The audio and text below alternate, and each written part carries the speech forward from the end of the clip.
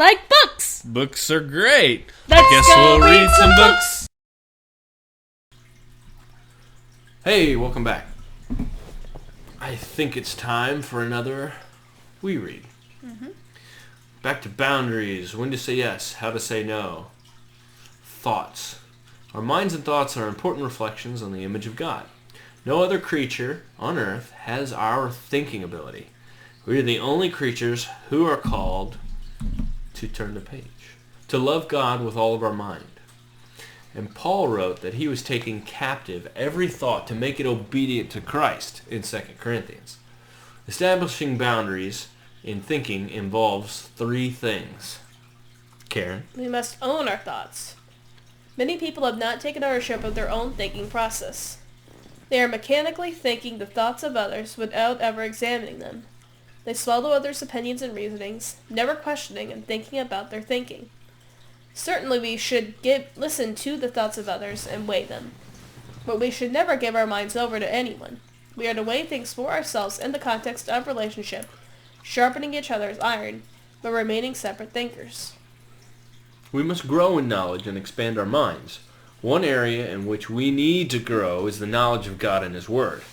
David said, of knowing God's Word, my soul is consumed with longing for your laws at all times. Your statutes are my delight. They are my counselors. Psalm 119.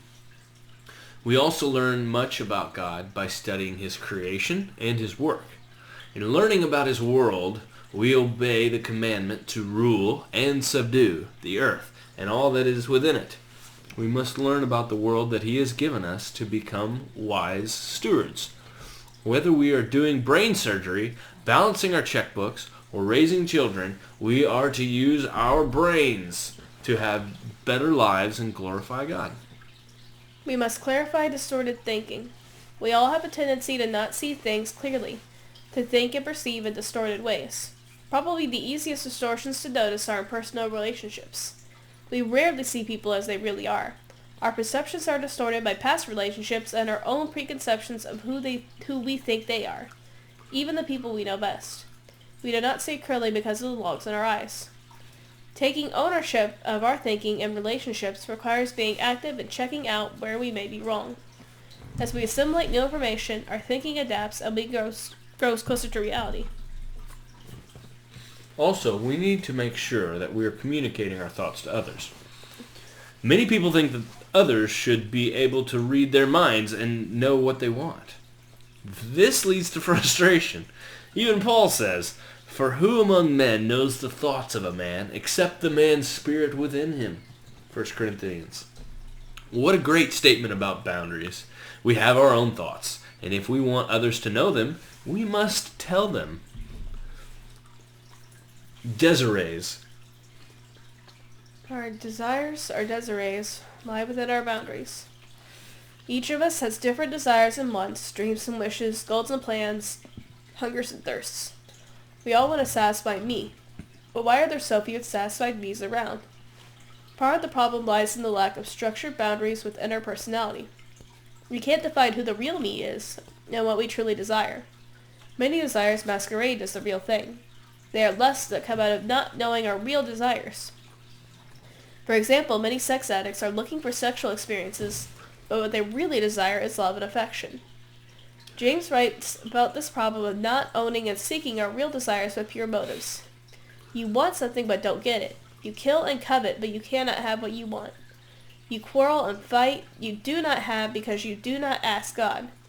When you ask, you do not receive because you ask with wrong motives, that you may spend what you get on your pleasures.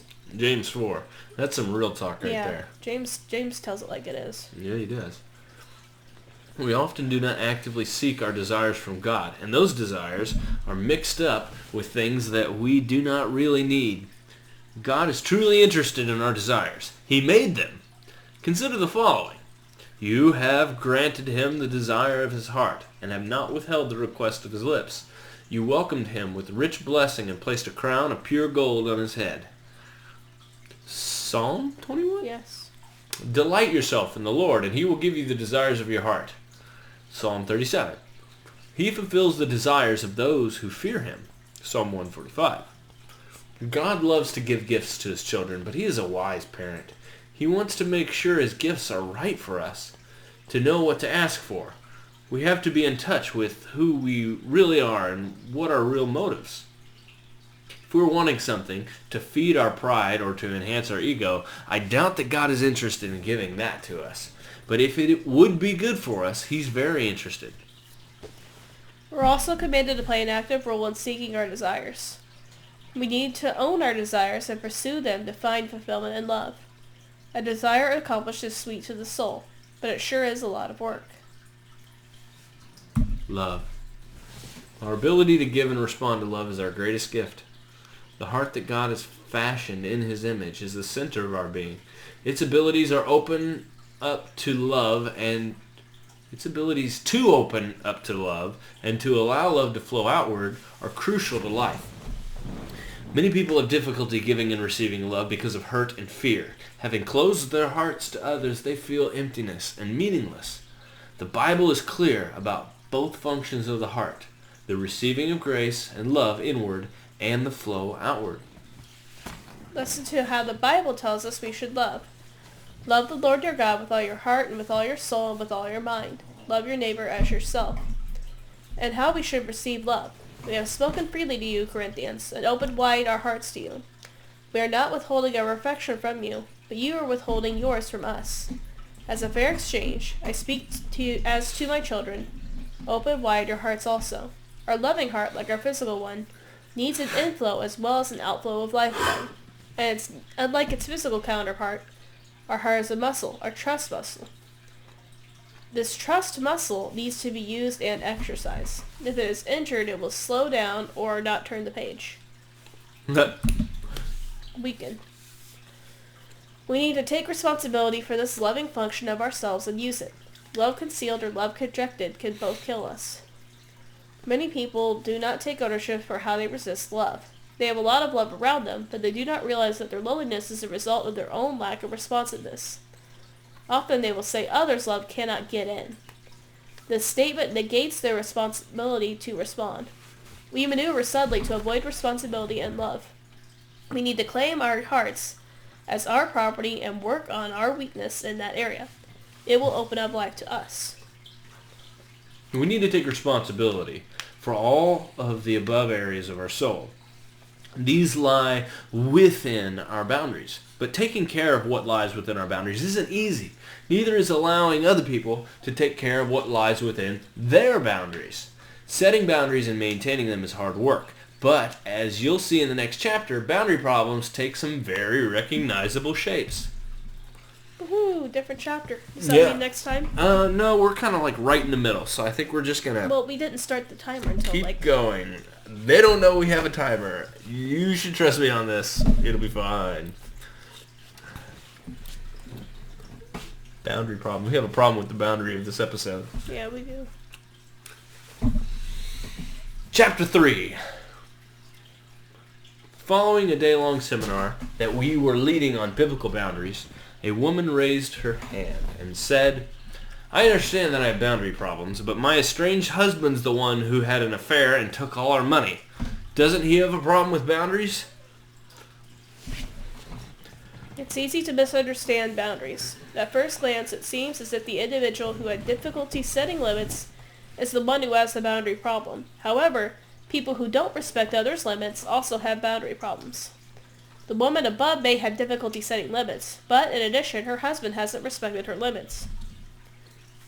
In this chapter, we'll categorize the main types of boundary problems, providing you some pegs on which to hang your thoughts.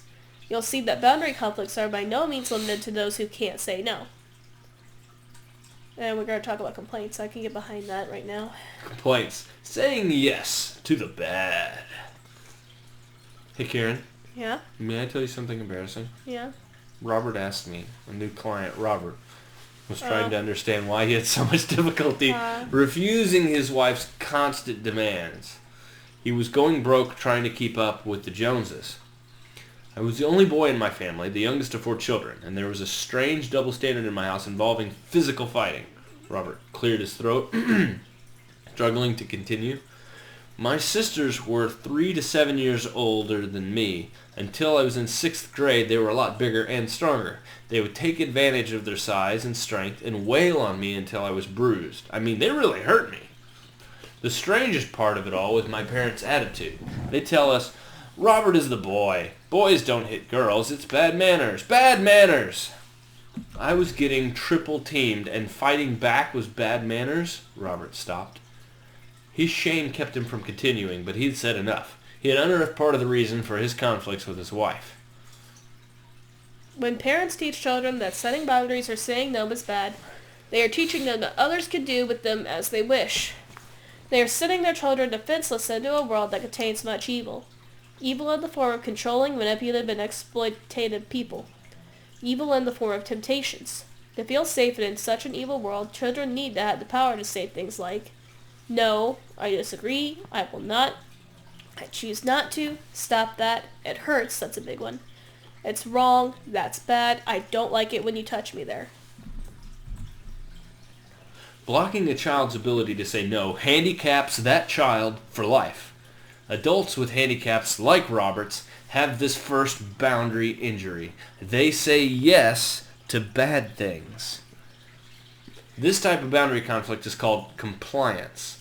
Compliant people have fuzzy and indistinct boundaries. They melt into demands and needs of other people. They can't stand alone, distinct from people who want something from them. Compliants, for example, pretend to like the same restaurants and movies their friends do. And WeReads. Just to get along. Mm-hmm. They minimize their differences with others so as to not rock the boat. Compliants are chameleons. After a while, it's hard to distinguish them from their environment. The inability to say no to the bad is persuasive. Oh my goodness. The inability to say no to the bad is pervasive. Pervasive. Yes. Do you want to save it for next time? Is that okay? Yes. Okay. Okay. We'll see you next time. Have a good evening.